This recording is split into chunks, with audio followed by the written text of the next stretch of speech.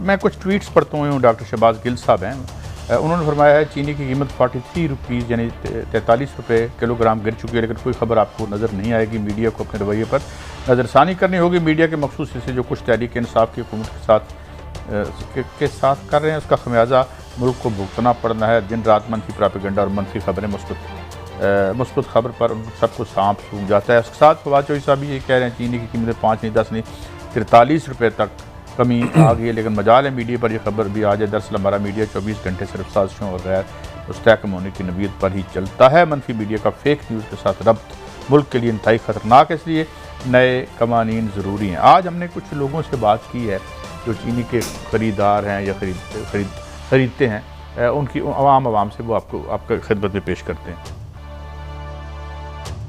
महंगाई तो बहुत है, 160 रुपए किलो चीनी है। चीनी 150 रुपए, कहीं एक जगह हमारे महमूदाबाद के इलाके में 160 रुपए बिक रही है। कोई दुकान वाला नहीं, अभी आप चल के देख लो, 130 140 रुपए किलो लगा रहे हैं। कोई लूट मार लगाई बैठे हुए हैं लोगों ने। हम लोग तो छोटे छोटे हमारे बच्चे हैं, हम कहाँ जाएंगे। चीनी तो बिल्कुल ऐसे आ रही है ना जैसे वो आटा होता है, बारीक चीनी है, उसमें भी नमक है। हम मोटी ले रहे हैं 150 रुपए किलो, वो नहीं खाते, सल्फर है वो नहीं खानी, उसमें मिठास भी कम है। वो पता ही नहीं केमिकल है उसमें, वो इंसानी बॉडी के लिए हार्मफुल सल्फर है, उसमें केमिकल है जो हमें नहीं खानी चाहिए, तो वो हम लोग तो यूज ही नहीं करते। मोटी वाली 150। जो नवे वाली चीनी है वो बिल्कुल काबिल कबूल नहीं है, उसमें मिठास बहुत कम है। पाउडर फार्म में नवे वाली चीनी बिल्कुल अच्छी नहीं है। जो चीनी सही है वो 150 से 160 रुपए किलो बिक रही है, किसी किस्म का कोई कंट्रोल नहीं है। सरकारी रेट पे देखता हो कि चीनी 90 रुपए का है, लेकिन अगर स्टोर के पास जाए तो 140 से कम नहीं देता। हमारे इलाके में स्टोर है, हम जाते हैं वहाँ पे चीनी नहीं होती। PF के स्टोर में भी चीनी नहीं है, तो आप कहाँ जाएंगे। दुकानदार 120 रुपए मैंने ली है, अगर 90 रुपए गवर्नमेंट कह रही तो मुझे लेकर दे दे।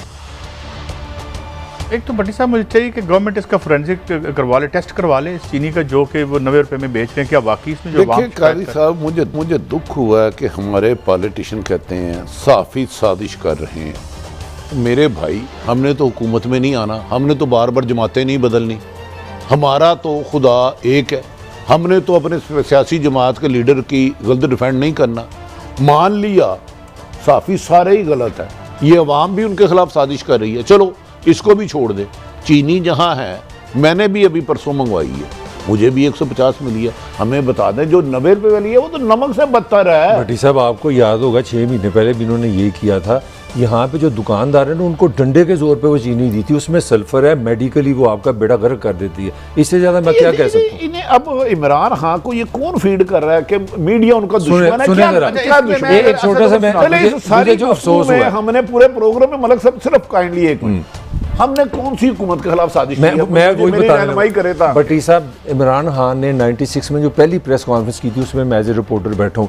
22 साल अगर ये मीडिया इमरान का साथ ना देता, आज इमरान होना था। यार खुदा का वास्ता, 22 साल इसका साथ दिया। आज कह रही है मीडिया, मैंने असद उमर की ट्वीट आपको वो भी धमकियां दी हैं, सुना दे।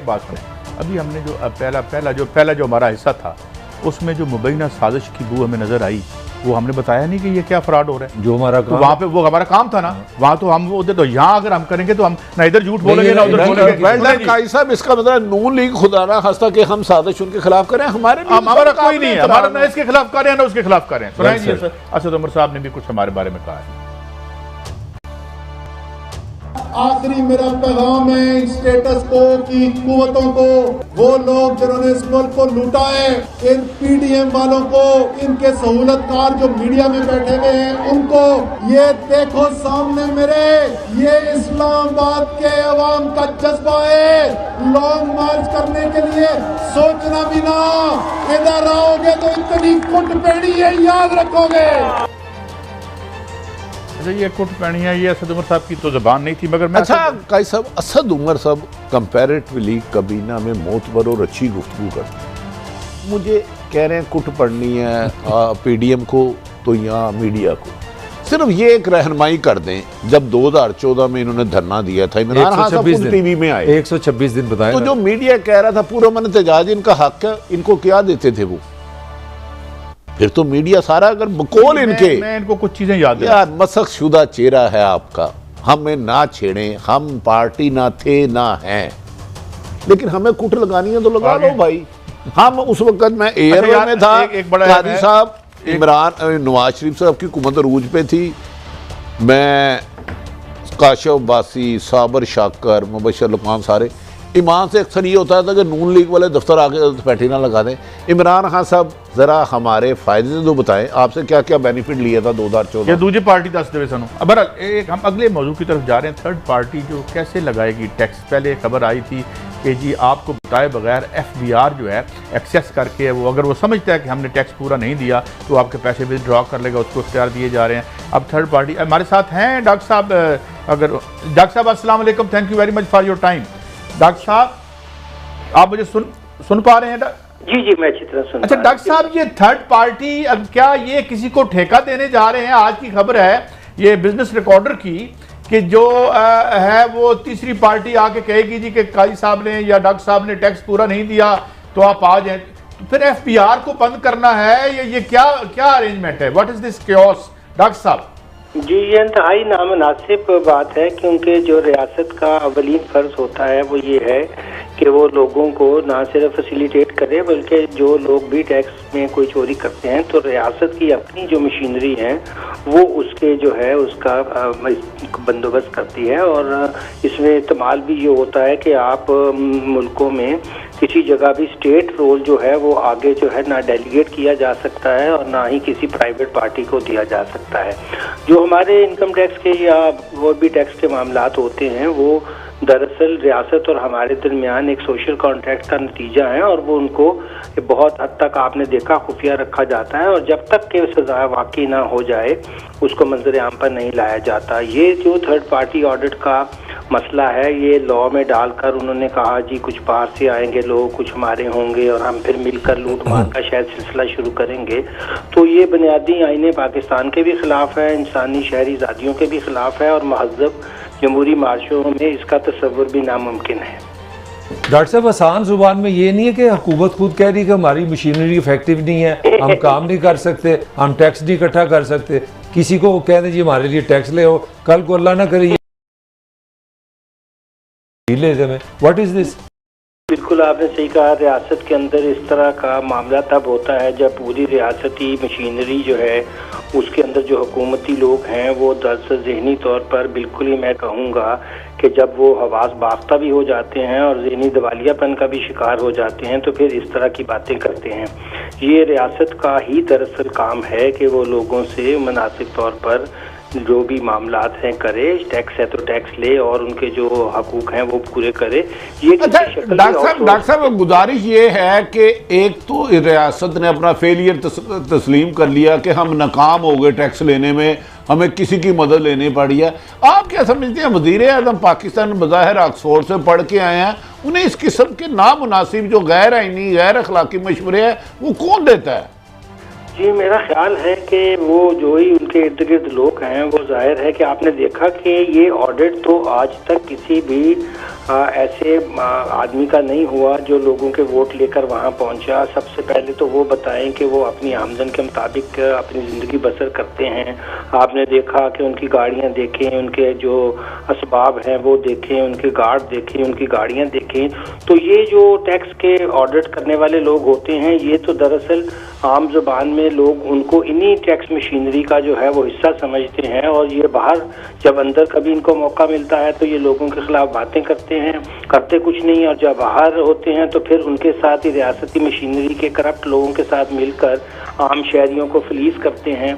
आप देख रहे हैं महंगाई का क्या हाल है, आप देख रहे हैं कि आहिस्ता आहिस्ता इंसानी जो हकूक हैं, शहरी आज़ादियाँ हैं, सबके ऊपर डाका डाला जा रहा है। और अब ये जो थर्ड पार्टी ऑडिट है ये तो मैं समझता हूँ कि दुनिया की आज तक किसी भी रियासत के अंदर रियासत ने ये फंक्शन जो है कभी भी आउटसोर्स नहीं। अच्छा डॉक्टर साहब, इससे अब बिजनेस कम्युनिटी में थोड़ी सी बेचैनी नहीं फैल जाएगी कि जो मर्जी थर्ड पार्टी लाए और जाके उनकी फैक्ट्री पे या उनकी मिल पे जाके हमले कर दें और हम कहें जी हम आपसे पूछेंगे बताओ आपने क्या किया? जी भट्ट साहब आप सही कह रहे हैं। कुछ दिनों पहले आपको याद है जब थर्ड जो अमेंडमेंट ऑर्डिनेंस आया था उसके अंदर कहा था कि हम आपके मोबाइल बंद कर देंगे, हम आपकी बिजली बंद कर देंगे, हम आपका जो है वो रहना मुश्किल कर देंगे अगर आप टैक्स नहीं देंगे। जबकि रियासत के अंदर गरीब लोग तो पहले ही मोबाइल के साथ भी टैक्स दे रहे हैं, चाहे वो इनडायरेक्ट टैक्स है चाहे डायरेक्ट टैक्स है। गरीब से गरीब लोग भी जिनको अब एहसास के जरिए पैसे भी नहीं मिल रहे हैं वो भी टैक्स दे रहे हैं। मगर दूसरी तरफ जो शराफिया है, चाहे वो कंस्ट्रक्शन माफिया हो चाहे कोई हो, उनको मराद पे मराद और एमनेस्टियों पे एमनेस्टी दी जाती है। तो ये है रियासत का इस वक्त हुकूमत का बल्कि कहना चाहिए क्राइसिस, कि वो समझ नहीं पा रही हैं कि जिस मकसद के लिए वो आए थे, इंसाफ की बात करते थे, और अब सबसे ज्यादा जो है बेइंसाफी इनके दौर में हम देख रहे हैं। अच्छा डॉक्टर साहब ये बताइए, आप टैक्स रिफॉर्म बॉडी का हिस्सा रहे हैं और आपने एक बड़ी सादा प्रपोजल दी थी कि 10% से एन ब्लॉक सब पे लगा दें, ऊपर से नीचे तक, और जो है वो टैक्स भी ज्यादा होगा अब और लोगों पर प्रेशर भी कम आएगा। आपकी बात भी साबका वजीर खजाना से तो 2 घंटे की हुई थी, उन्होंने कॉल की थी आपको, वो क्या था और उस पर अमल करने में क्या मुश्किलात हैं?